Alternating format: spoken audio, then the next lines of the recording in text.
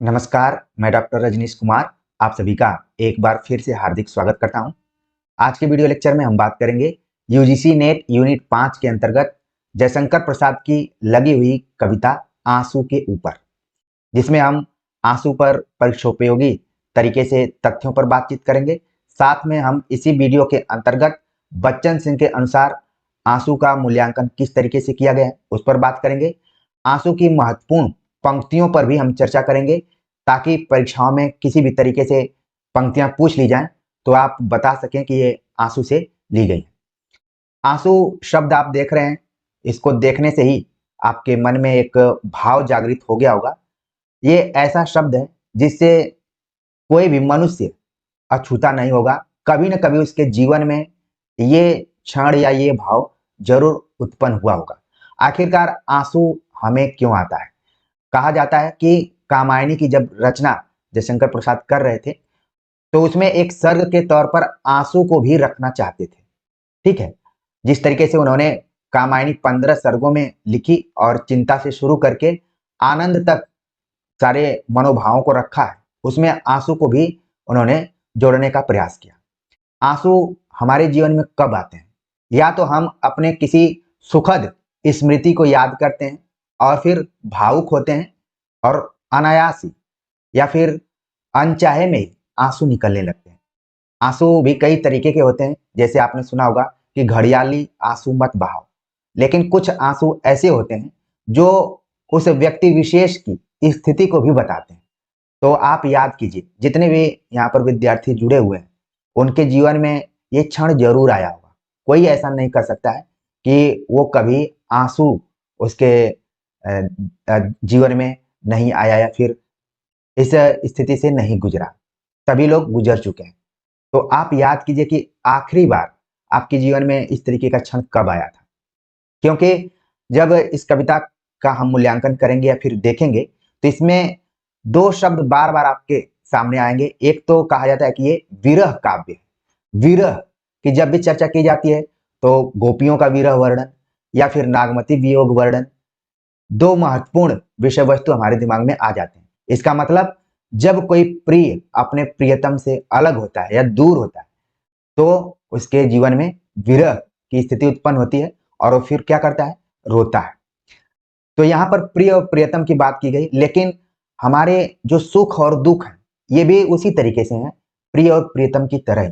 जब हमें सुखद स्मृतियां याद आती हैं तो हम आंसू के माध्यम से उन स्मृतियों को याद करते हैं या फिर वो खुद आंसू बनकर निकलना शुरू कर देते हैं। तो कहने का मतलब ये है कि जयशंकर प्रसाद हो, चाहे सूर्यकांत त्रिपाठी निराला हो, सुमित्रानंदन पंत हो, महादेवी वर्मा हो, सभी छायावादी कवियों के यहाँ ये सुखद स्मृतियां या फिर विरह कॉमन तरीके से मौजूद रहे और सबके जीवन में कोई न कोई संघर्ष रहा है। शायद इसीलिए आधुनिक काल में छायावाद को स्वर्ण काल भी कहा गया और इन चारों को स्तंभ कहा गया।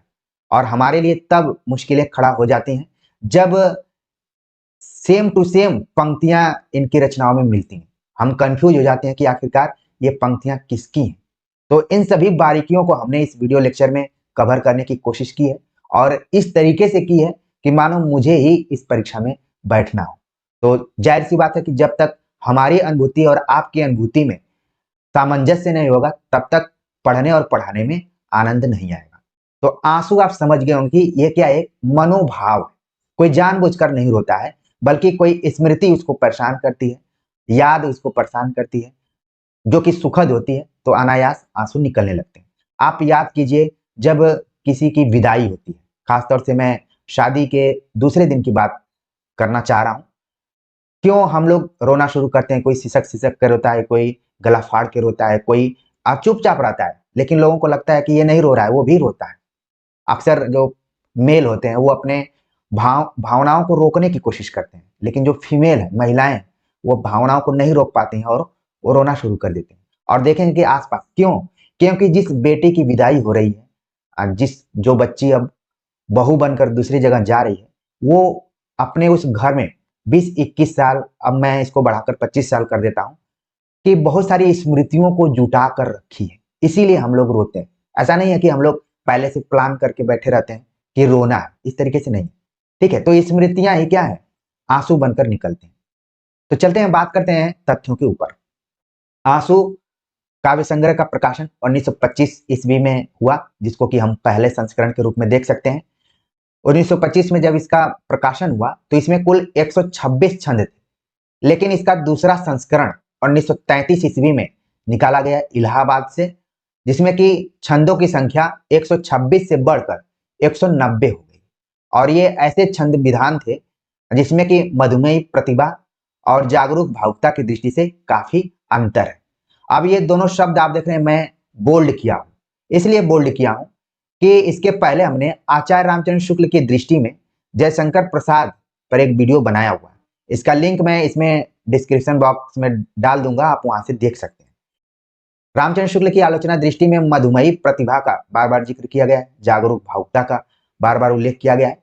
यहाँ पर इन दोनों पॉइंटों में आप देख रहे हैं कि आंसू का प्रकाशन 1925 में हुआ, 126 छंद थे शुरुआत में। दूसरा संस्करण 1933 में निकला, छंदों की संख्या बढ़कर 190 हो गई। लेकिन दूसरा संस्करण क्या था? ढीला ढाला था, बहुत जिस कसावट के साथ आना चाहिए था, परिपक्वता के साथ आना चाहिए, उस तरीके का नहीं आया। आगे इसकी भूमिका में लिखा गया है कि एक प्रकार से भ्रमर गीत या रास पंचाध्यायी के समान गीत प्रबंध लगता है।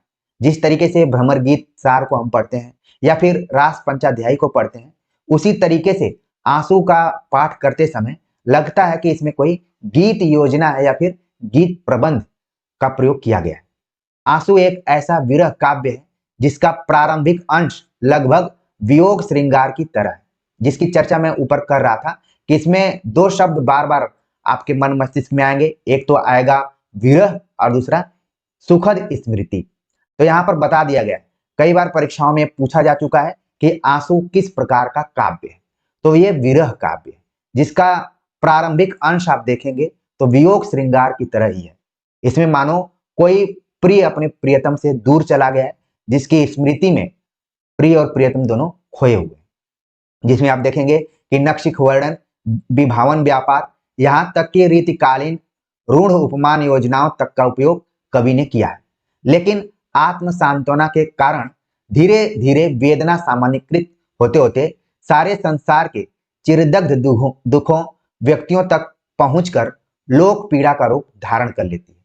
मैंने कहा कि जो आंसू है किसी एक व्यक्ति के जीवन में नहीं आने वाला है, बल्कि जितने भी मनुष्य हैं सबके जीवन में आज नहीं तो कल, कल नहीं तो परसों ये स्थितियां आती ही हैं। यानी कि ऐसा दुख जो किसी एक सामान्य व्यक्ति का ना होकर इस पूरे लोक के पीड़ा के रूप में देखा जा सकता है। स्वानुभूति की ज्वाला और संसार व्याप्त दुख से लोगों को मुक्त करने की आकांक्षा आंसू की करुणा को बुद्ध की करुणा में रूपांतरित कर देती है। प्रारंभिक प्रश्नानुकूलता विषय को ही विषय के रूप में पहचानने की कोशिश आंसू में एक व्यापक रचनात्मकता का हेतु बनती है। वैसे भी आप देखेंगे कि जयशंकर प्रसाद और तमाम छायावादी जो भी कवि हैं, उनके जीवन में काफी उतार चढ़ाव था, उनका जीवन दुखों से भरा था। तो उसको यहाँ पर जयशंकर प्रसाद ने आंसू के माध्यम से प्रस्तुत करने का प्रयास किया है। शोक और श्लोक में रूपांतरित होने की यह कथा ही प्रेम की निजी पीड़ा को संसार में व्याप्त हाहाकार का पर्याय बना देती है। भीतर और बाहर के हाहाकार का यह तादाद आंसू को अत्यंत महत्वपूर्ण रचना बनाता है। यानी कि व्यक्ति के अंतर्गत जो पीड़ा है और जो बाहर की पीड़ा है, जब दोनों का सामंजस्य होता है तब ये रचना क्या हो जाती है? बहुत ही महत्वपूर्ण हो जाती है, व्यापक हो जाती है।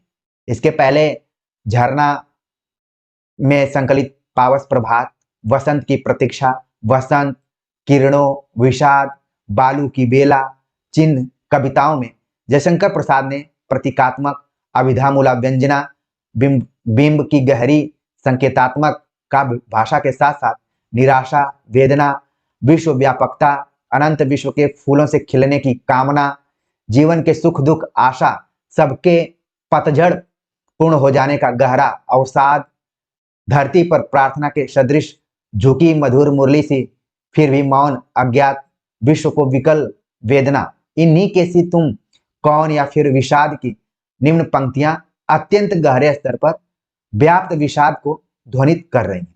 विषाद यहाँ पर आप शब्द देख रहे हैं, बार बार आ रहा है। विषाद जो देखेंगे आप, हर्ष का विलोम है। इस चीज को आप ध्यान में रखें, मैं भी किसी एग्जाम में आपके काम में आ जाए। जहां एक तरफ हर्ष है, खुशी है, वहीं दूसरी तरफ विषाद है।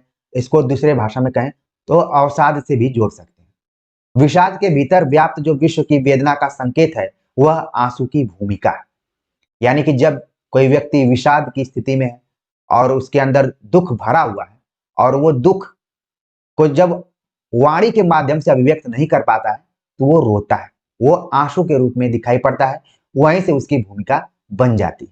आपने राम की शक्ति पूजा में भी देखा कि राम भी बहुत परेशान हो रहे हैं, सरोज स्मृति में निराला परेशान हो रहे हैं, कामायनी में मनु परेशान है, ठीक है। असाध्य बीड़ा में आप देखेंगे कि राजा और जितने भी वहां की सभा मंडल वो सब परेशान है कि किस तरीके से बीड़ा को बजाया जाए।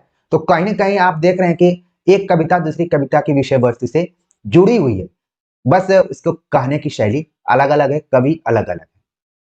आगे बात करें तो किसके अंतःकरण अजीर में, अजीर मतलब आंगन में या फिर हृदय में, अखिल व्योम का लेकर मोती आंसू का बादल बन जाता, फिर तुषार की वर्षा होती।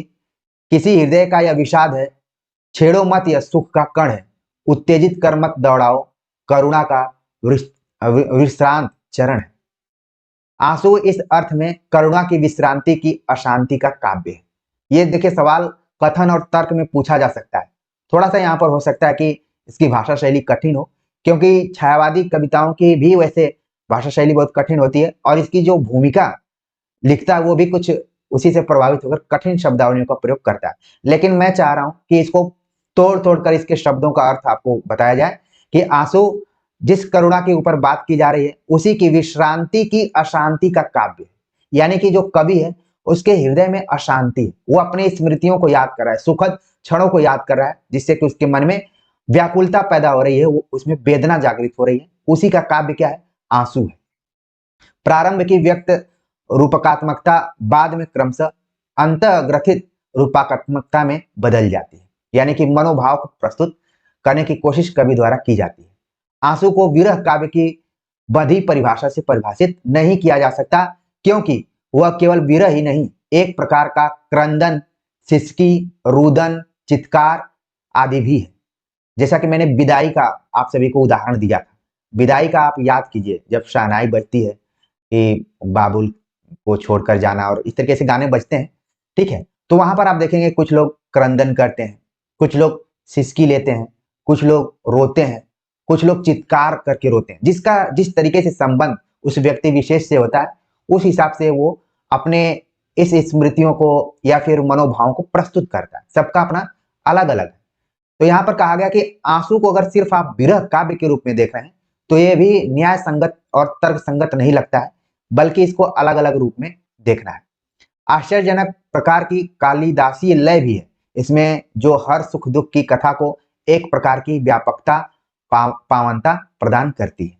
आंसू की बनावट में विश्व वेदना की कल्याणी दृष्टि या जागरूक भावुकता भी है। यह एक प्रकार की विश्व मांगलिक चेतना है जो स्मृतियों की बस्ती या बरसात को एक प्रकार से जीवित भी करती है। यानी कि आप अपने उन दिनों को किस तरीके से याद करते हैं जो भी सुखद वाले जीवन रहे, स्मृतियों की ये बस्ती के रूप में है, मतलब इसकी बसावट के रूप में। इसमें अहम और इदम, श्रेय और प्रेय की पारस्परिकता आंसू को नया अर्थ देती है। आंसू के प्रत्येक क्षण, यानी जो 190 छंदों की बात की गई, एक प्रकार से ज्वालामयी जलन के स्फुलिंग है। याद कीजिए कि ये वह वक्त है जब छायावादी काव्य के अंतर्गत कुछ कवियों ने मुक्त छंद कविता लिखने की कोशिश की थी। उसी दौरान 190 छंदों में आंसू नाम की कविता जयशंकर प्रसाद ने लिखी। अब हम बात करते हैं कि डॉक्टर बच्चन सिंह आंसू को किस तरीके से देखते हैं, क्योंकि कई बार मैंने देखा है कि परीक्षा में सीधे सीधे सवाल बच्चन सिंह की पुस्तक से उठा लिए गए। लिखते हैं बच्चन सिंह कि वास्तव में प्रसाद के विकास का प्रथम चरण आंसू है। इसका संशोधित परिवर्धित संस्करण 1933 में प्रकाशित हुआ, जो कि आपके लिए रिपीटेड है या फिर रिवीजन के लिए। नए संस्करण में छंदों की काट छाट के अतिरिक्त उनके क्रम भी बदले गए और कुछ नए छंदों को भी जोड़ा गया। अपने को निरंतर परिवर्तित करने तथा बेहतर बनाने की एक अटूट आकांक्षा उनमें आरंभ से ही विद्यमान थी। यानी कि जयशंकर प्रसाद उस तरह के कवि हैं जो कि अपने कविता से बहुत संतुष्ट नहीं होते थे, बल्कि उसमें हमेशा काट छाट करते रहते थे। ठीक वैसे ही जैसे यहाँ पर बहुत सारे ऐसे विद्यार्थी होंगे जो कि अपने नोट्स को एक बार बना लिए तो उसको रामबाण नहीं मानते, बल्कि उसमें कुछ न कुछ नई नई चीजें जोड़ते रहते हैं। वैसे ही यहाँ पर जयशंकर प्रसाद, चाहे नाटक हो, कहानी हो, कविता हो, उन्हें सुंदर से सुंदरतर बनाने की इतनी तीव्र स्पृहा मतलब इच्छा और किसी साहित्यकार में नहीं मिलती है।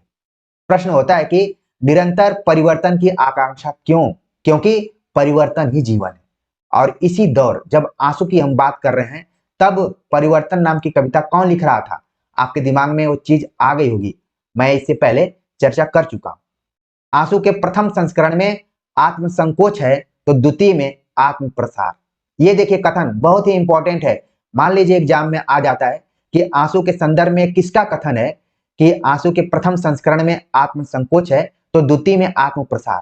तो जो भी विद्यार्थी धैर्य बनाकर अभी तक इस वीडियो लेक्चर को देख रहे होंगे, हमारे ऊपर विश्वास कर रहे होंगे, वो खुशी खुशी परीक्षा हॉल में बच्चन सिंह वाले ऑप्शन पर टिक लगाकर मुस्कुराते हुए नजर आएंगे। और जिनको लग रहा होगा कि क्या ये पका रहा है, इससे बढ़िया तो मैं अपने से ही पढ़ लिया होता, तो शायद वो कहीं न कहीं गलती कर रहे होंगे। खैर, क्योंकि हर तरीके के विद्यार्थी हैं और मैं जब भी वीडियो बनाता हूं तो मेरे दिमाग में एक चीज होती है कि कहीं आपके जीवन में समय बाधा बनकर न उत्पन्न हो जाए। क्योंकि मैं कई बार सुना हूं कि विद्यार्थी कहते हैं कि मेरे पास समय नहीं है। तो प्लीज परीक्षा तक इस तरीके के तथ्यों को जरूर ध्यान में रखिए। मुझे पता है कि आप सभी के पास ढेर सारी किताबें होंगी, ढेर सारे नोट्स होंगे टॉप फैकल्टीज के, लेकिन शायद ये जो मैं चीज बता रहा हूं आपके लिए हमेशा हमेशा के लिए दिमाग में बैठ जाएंगी। तो आंसू के प्रथम संस्करण में आत्म संकोच है और द्वितीय में क्या होगा? आत्म प्रसार। क्योंकि जो वक्त है आप देख रहे हैं 1925 से 1933, यानी कि बदलाव हो रहा है। इस आत्म प्रसार में रहस्य और विश्व मंगल का भी समावेश हुआ है। आंसू की जमीन बहुत कुछ वैसी ही है जैसी कामायनी की है। मैंने शुरू में आपको बताया कि जयशंकर प्रसाद जब कामायनी 15 सर्गों में लिख रहे थे तो उनके दिमाग में था कि आंसू को भी एक 16वां सर्ग यहाँ पर जोड़ दें और इसी से शुरुआत करें। आंसू, क्योंकि मनु भी परेशान है, वो भी अपनी सुखद स्मृतियों को लेकर बार बार परेशान रहता है। आपने पढ़ा होगा अगर कामायनी तो आपको याद मेरी बातें आ रही होंगी। तो आंसू की जमीन बहुत कुछ वैसी ही है जैसी कामायनी की है। तो दो रचनाओं की यहाँ पर तुलना की गई है, तो जाहिर सी बात है कि ये किसी न किसी एग्जाम में प्रश्न के तौर पर देखने को मिल सकता है। प्रसाद इसे कामायनी के एक सर्ग के रूप में रखना चाहते थे, किंतु बाद में इसे नहीं रखा गया। जिस चीज की मैं चर्चा कर रहा था, इसका मतलब है कि मैंने बच्चन सिंह की किताब को ठीक से पढ़ा और उसको न सिर्फ ठीक से पढ़ा बल्कि उसको अपने अंदर पचाया भी, क्योंकि आप सभी को बताना है। तो पढ़ाना और पढ़ाना आसान नहीं होता है, उसके पहले पढ़ना भी पड़ता है। आंसू मानवीय विरह काव्य, आप यहाँ पर देख रहे हैं कि ऊपर भी हमने बताया कि विरह काव्य है। यहाँ पर ये कथन किसका है? बच्चन सिंह का, कि आंसू मानवीय विरह काव्य। जब आप डॉक्टर नगेंद्र की पुस्तक पढ़ेंगे तो उसमें लिखा गया कि आंसू जो है स्मृति काव्य है। इसको जरूर ध्यान में रखिए। हो सकता है कि कथन और तर्क पर आधारित प्रश्नों में ये सवाल पूछे जा सकते हैं कि आंसू स्मृति काव्य है, सही है कि गलत है। ठीक है, नीचे एक तर्क दे देगा, ठीक है, कि जब अपना निजी जीवन विश्व का अपनी निजी अनुभूतियां या फिर दुख विश्व की अनुभूतियों और दुखों से मिल जाते हैं तो आंसू का व्यापक या नया अर्थ निकलता है। और फिर नीचे दे देगा कि आंसू विरह काव्य है या स्मृति काव्य। तो ये दोनों कथन क्या हो गए? सही हो गए, जिनको कि हम इसी वीडियो लेक्चर में देखें। तो इसी पैटर्न पर कथन और तर्क पर आधारित प्रश्न बनते हैं। आगे लिखते हैं कि इसमें प्रिय की सुंदर देह यष्टि का आकर्षण है, आलिंगन परिरंभण की मधुर स्मृतियां हैं, प्रेम जन्य पीड़ा है, दुखानुभव है। देखिए यहाँ पर ये जो पॉइंट है कितना महत्वपूर्ण है। कई इसमें ऑप्शन बन सकते हैं कि प्रिय की सुंदर देह यष्टि आकर्षण है, आलिंगन परिरंभण की मधुर स्मृतियां हैं, प्रेम जन्य पीड़ा है और दुखानुभव है। और यही ऑप्शन 4 बिंदु को देकर नीचे सही कूट पर आधारित 1 2 3 2 3 4 5 ऐसे करके दे दिया जाएगा, तो आप लोग आराम से कर लेंगे। ठीक है, आंसू को पढ़ते हुए ये उसकी विशेषताओं को ध्यान में रखें। आगे लिखते हैं बच्चन सिंह की, पर यह सब यूटोपिया है, मानसिक है, स्वप्न जन्य, मद असंज्ञा तंद्रा आदि दशाएं रहस्यवाद की स्वीकृत विधियां हैं, इसमें संदेह नहीं है। आंसू में जो भी जयशंकर प्रसाद ने कल्पना की है एक तरीके से उसको यूटोपिया माना गया, ठीक वैसे ही जैसे रामचरितमानस को लिखकर तुलसीदास ने जो भी आदर्श पेश करने की कोशिश की वो जो राम राज्य की कल्पना है वो एक तरीके से यूटोपिया है, आदर्शवाद की एकदम उच्चतम स्थिति में। यहाँ पर भी आंसू कुछ उसी तरीके से। शुक्ल जी ने इस प्रकार के रहस्यवाद का जो विरोध किया वह ठीक ही है। संभवतः ये सब प्रसाद के आत्मवाद के उपादान हैं, जिन्हें विवेकवाद के विरुद्ध कामायनी में नए सिरे से स्थापित किया गया। यानी आंसू की जमीन, यानी जो कामायनी उन्होंने आगे लिखा उसकी जमीन तैयार हो गई थी आंसू के समय, लेकिन कामायनी में आप देख रहे हैं कि थोड़ा सा वहां पर आपने देखा होगा कि मन का प्रतीक मनु है, ठीक है, ईड़ा जो बुद्धि का प्रतीक है, और श्रद्धा हृदय का। तो आप देखेंगे मन, बुद्धि और हृदय।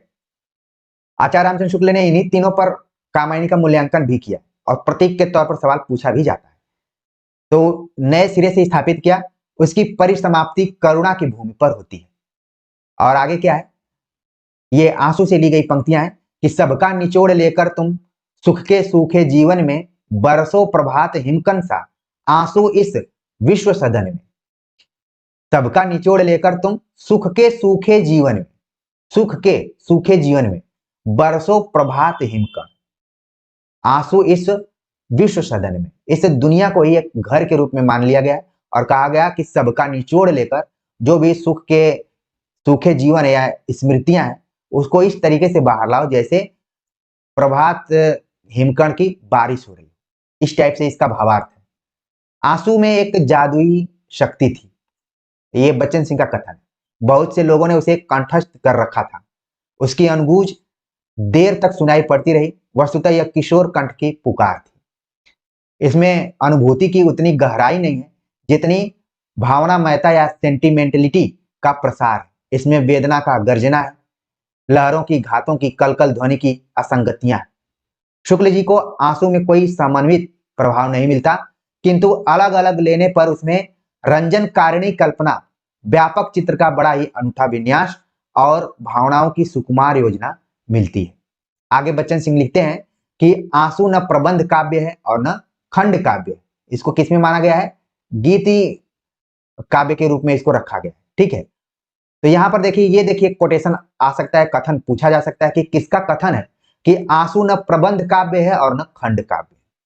उस जमाने में जब जयशंकर प्रसाद इत्यादि लिख रहे थे तो खास तौर से मैथिली शरण गुप्त वाला जो एक ग्रुप था वो ज्यादातर प्रबंध काव्य और खंड काव्य लिखने में, जिसमें कि रामनरेश त्रिपाठी का नाम भी आपको याद आ गया होगा। जो उनकी 2-3 रचनाएं वो सब खंड काव्य के अंतर्गत है। तो लेकिन यहाँ पर आंसू भले लंबी कविता के तौर पर है, लेकिन उसमें प्रबंधात्मकता और खंड काव्य की जो भी विशेषताएं होनी चाहिए वो सब नहीं है। आपके मन में आ रहा होगा कि आखिरकार प्रबंध काव्य क्या है, खंड काव्य क्या है। इसके लिए हमने वीडियो बना रखी हुई है, आप उसको देखिए। मैं कई बार देखता हूं कि विद्यार्थी कमेंट्स करते हैं कि फला सर आप इस चीज को पढ़ा दीजिए, उस चीज को पढ़ा दीजिए, जो कि ऑलरेडी मैं इस चैनल पे पढ़ा चुका हूं। हाँ, मेरी एक कोशिश रहती है जयशंकर प्रसाद की तरह ही कि निरंतरता के साथ परिवर्तन को ध्यान में रखते हुए आगे हम चर्चा करते रहें। तो कम से कम आप अपने बेस को बनाने के लिए उन पुराने वीडियोज को जरूर देखिए, वो सब निरर्थक वीडियो नहीं है, ठीक है। तो देखिए, आंसू न प्रबंध काव्य है न खंड काव्य, किसका कथन है, बच्चन सिंह का है। इस समय तक प्रसाद कानन कुसुम की काव्य आख्यायिका से मुक्त हो चुके थे। इस लंबे प्रगीत में शुक्ल जी को अपनी प्रबंध सरणी यानी वस्तु योजना, मार्मिक स्थलों की पहचान नहीं दिखाई पड़ी। छायावादी काव्य में सामान्यतः कथा तत्व की कमी है। छायावादी कविताओं को आप देखेंगे तो उसमें कथा तत्व की कमी दिखाई पड़ती है। हाँ, थोड़ा सा राम की शक्ति पूजा आप पढ़ेंगे तो उसमें कथा तत्व दिखाई देगा। बिखराव उसकी विशेषता है। अगर कथा तत्व है भी तो उसमें बिखराव दिखाई पड़ता है। फिर भी उसमें एक केंद्रवर्ती बिंदु है, स्मृति। क्या कारण है कि जहां जयशंकर प्रसाद स्मृति को ध्यान में रखते हुए आंसू नाम से एक कविता लिख रहे हैं, वहीं 1935 में ठीक उसके 10 वर्ष बाद, प्रिय विद्यार्थियों ध्यान में रखिए कैसे को रिलेट करके आपको देखना है। 10 वर्ष बाद निराला जी लिखते हैं सरोज स्मृति। वो भी तो एक तरीके से आंसू काव्य ही है, विरह काव्य ही है, क्योंकि उनकी जो पुत्री है उनसे अलग हो चुकी है। तो क्या जयशंकर प्रसाद और निराला दोनों की आप देख रहे हैं कि भावनाओं में अंतर है। भले नाम अलग अलग है, समय अलग अलग है, लेकिन कुछ ऐसी चीजें हैं दोनों में कॉमन दिखाई पड़ती हैं। जो केंद्रवर्ती बिंदु क्या है, वो है स्मृति। और राम की शक्ति पूजा में भी देखेंगे आप, राम क्यों परेशान हो रहे हैं, क्योंकि जब वो परेशान हो रहे हैं तो वो इनको दृश्य याद आ रहा है, विदेह याद आ रहा है, और सीता से प्रथम मिलन याद आ रहे हैं और सारी घटनाएं याद आ रही हैं। आप लोगों को याद आ रही हैं? उम्मीद करता हूं कि याद आ रही होंगी। आगे लिखते हैं बच्चन सिंह कि आंसू की भाषा बदली हुई है, इसमें नए प्रतीकों और लाक्षणिक पदावली का प्रभावपूर्ण संयोजन हुआ है, जैसे झंझा झकोर गर्जन है, बिजली है, नीरदमाला है। ठीक है, तो ये तो था बच्चन सिंह के दृष्टिकोण में आंसू का मूल्यांकन। अब हम बात करते हैं महत्वपूर्ण पंक्तियों के ऊपर।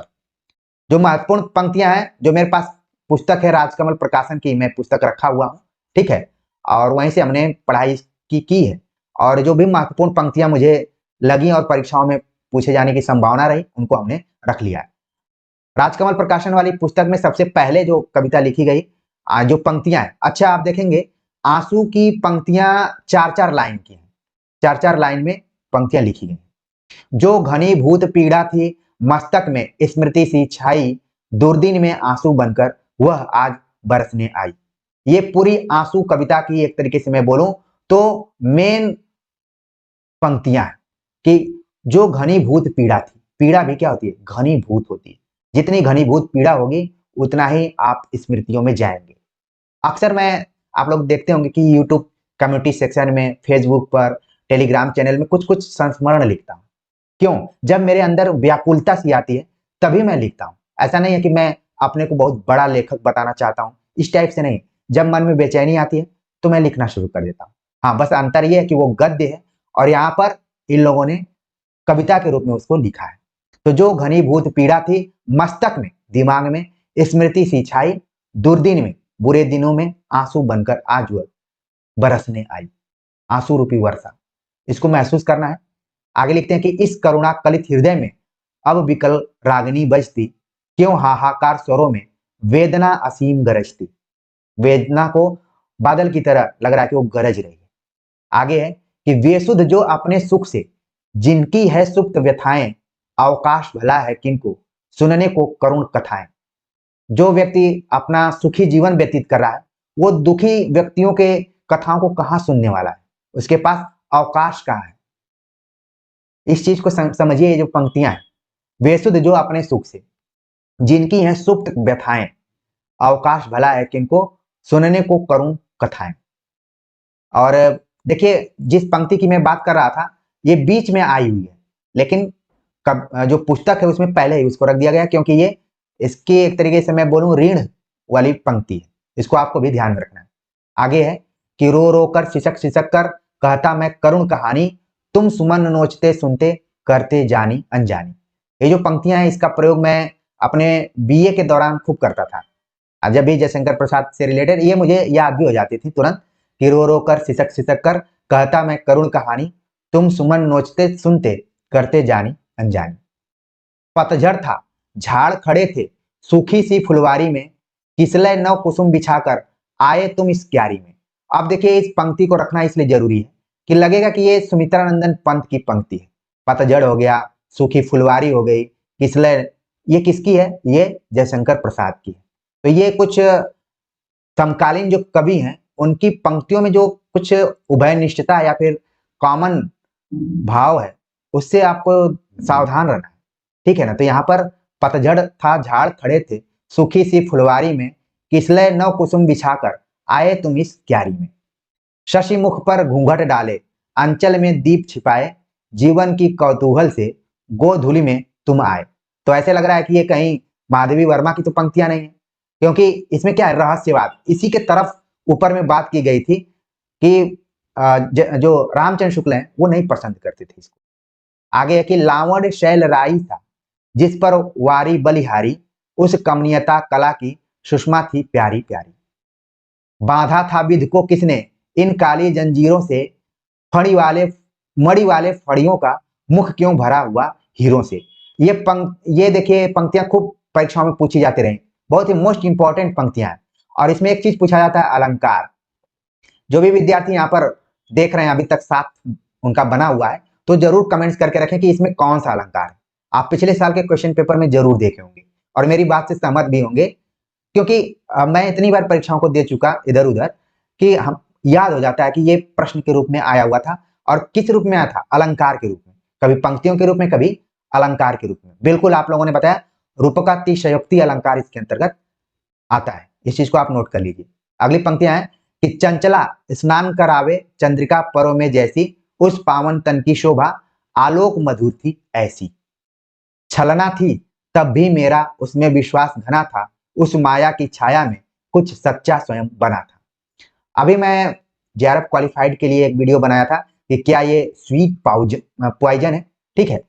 अब यहाँ पर देखिए, उसे जो सुखद स्मृति को याद कर रहा है कभी कि छलना थी तब भी मेरा उसमें विश्वास घना था, उस माया की छाया में कुछ सच्चा स्वयं बना था। आगे कि ज्यों ज्यों उलझन बढ़ती थी, बस शांति भी हंसती बैठी, उस बंधन में सुख बदता करुणा रहती थी ऐठी। नाविक इस सूने तट पर किन लहरों में खेल आया, इस बीहड़ बेला में क्या अब तक था कोई आया। कैसे कवि अपने उन दिनों को याद कर रहा है और उसकी पंक्तियां आप देखिए, महसूस कीजिए इस चीज को।